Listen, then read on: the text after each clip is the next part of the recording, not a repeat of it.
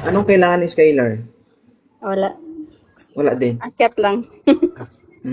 Taga saan ba kayo? Nasa Mindanao, Bukidnon. Bukidnon. May anak din po kayo, may asawa? Anak lang po. Wala kang asawa? Sa kapitbahay. Silingan. Akala ko, nagkaroon ka ng anak o wala kang asawa. So, paano mo ginawa yun? Kinulukog mo lang? Wala, pinagkuman ko lang. Ilan taon na kayong hiwalay? Tagal na, 15 years? Nagbibigay naman siya ng sustento sa anak mo. Wala na. Hindi mo hinahabol. Hindi. Bakit? Kasi pag gusto niya, magbigay siya, di ba?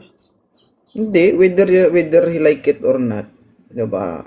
Karapatan ng mga bata yun. Kasi, yung mga bata, wala namang kasalanan sa mga, wala namang kaalam-alam sa mga ginawa niyo eh. Diba? Gusto niya o hindi, Patulpo karapatan ko. niyang magbigay.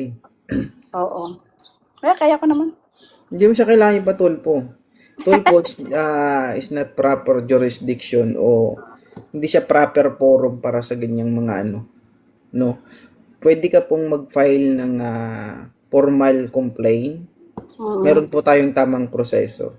Okay, kasi once ka kasi nagpa-publish ka social media, hindi lang po siya yung sinisira mo, pati din po yung sarili mo. At later on, makikita niya ng mga anak nyo nung nangyari sa inyo yan.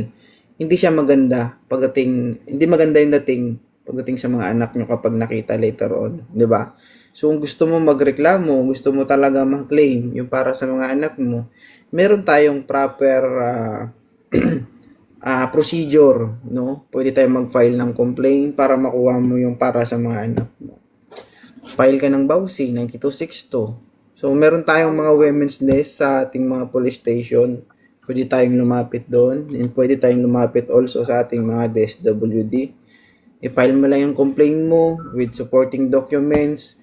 Sila na pong bahala nun. Tatawagin ka lang nila kapag mayroon silang kailangan, dagdag na impormasyon, o kung ano man ang kailangan nila sa'yo. Yun. Okay? So again, hindi talaga maganda yung, sa totoo lang, social media, tayo lang pagkakitaan ng tao. Hindi, sa totoo lang, hindi natin alam tutulungan ka sa una. Ang tanong hanggang dulo ba tutulungan ka? Hindi. Diba? So, pagkatapos nun, sila kumitan na sila, ikaw, nandyan ka pa rin sa sitwasyon na yan. Ang tanong, at the end, andyan ba sila? Wala. Loading. Makukuha lang sa 2 buwan, 3 buwan, 1 taon. Aabot po yan hanggang saan kayo aabot. Ang problema, kung iiwan ka, sino yung gagastos? Ikaw. Kung nag-publish ka ngayon sa social media, sila kumita na sila, iniwan ka nila. Tapos na kailangan nila sa'yo.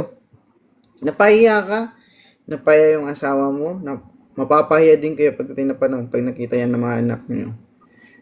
Naintindihan nyo. Kaya meron tayong tinatawag na proper forum pagdating sa complaint o reklamo natin sa mga inirereklamo. Hindi natin kailangan hindi natin kailangan magsalita through social media. Gets? Yes po. Siyempre, okay lang sa inyo na matatanda na kayo, pero ang problema sa mga anak nyo. Pag nakita ng mga anak nyo, later on, ganito pala nangyari sa parents ko. Di ba? So, serve as example na lang yung mga nakikita nyo, tulad ko. Di ba? Yung nakikita nyo sa amin, mga nauna sa inyo, huwag nyo nang gayahin kasi mali nga eh.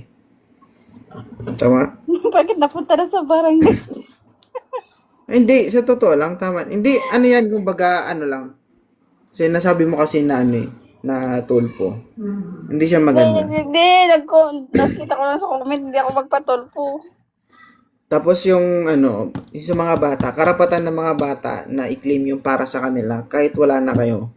Wala naman kayong nararamdaman sa bawat isa, may karapatan pa rin mga bata. Kasi yung mga bata, walang kasalanan yan sa sitwasyon na meron kayo ngayon. 'Di ba? Gustuhin man ng lalaki o hindi, kailangan niya talaga magbigay kasi anak niya kadugo niya yan. Ilan ba anak mo? Isa lang. Isa lang pala. Ilan taon na? 15. Pwede mo nga yan, kung gusto yun, pwede mo nga ipatotal yan. Total mo lahat ng, 'di ba, expenses mo sa kanya, pwede mong babayaran yan. Lahat ng pagkukulang niya. Kakaso mo nga lang. Diba? Opo. Pero ganun pa man, thank you sa pag-akit. Ingat ka palagi. God bless. Ay, ganda. Bye-bye, ma'am.